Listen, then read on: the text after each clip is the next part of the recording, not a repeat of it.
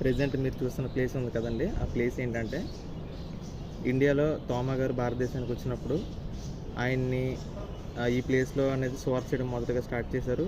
ఈ ప్లేస్లోనే ఆయన ప్రార్థన చేసుకునేటప్పుడు వేరే వేరే రిలీజన్కి సంబంధించిన వాళ్ళు కావచ్చు, వేరే బయట వ్యక్తులు కావచ్చు, ఎవరో సంథింగ్ వాళ్ళు వచ్చి ఏం చేశారంటే ఇక్కడే ఆయన ప్రార్థన చేసుకునేటప్పుడు వచ్చి బల్లెంతో పొడిచి ఆయన చంపడం జరిగింది. మనకు కనిపించే ప్లేస్ అంతా ఉంది కదా, ఈ ప్లేస్లోనే ఫస్ట్ సువార్త అనేది భారతదేశంలో మొట్టమొదటి సువార్త అనేది ఈ ప్లేస్లోనే జరిగింది. సో చాలామంది రిలీజన్కి సంబంధించి క్రిస్టియన్ వాళ్ళు ఎక్కువగా వచ్చే ప్లేస్ ఇది. ఈ ప్లేస్ ఎక్కడ ఉందంటే చెన్నై ఎయిర్పోర్ట్కి అండ్ అలవూర్ మెట్రో స్టేషన్కి రెండింటికి దగ్గరలో ఉంది. Saint mount Thomas metro station కూడా ఉందండి, దాని నుంచి నియర్ బై ఒక 2 km డిస్టెన్స్ ఉంటుంది. ఇది చాలా పవిత్రమైన ప్లేస్ అని చెప్పొచ్చు.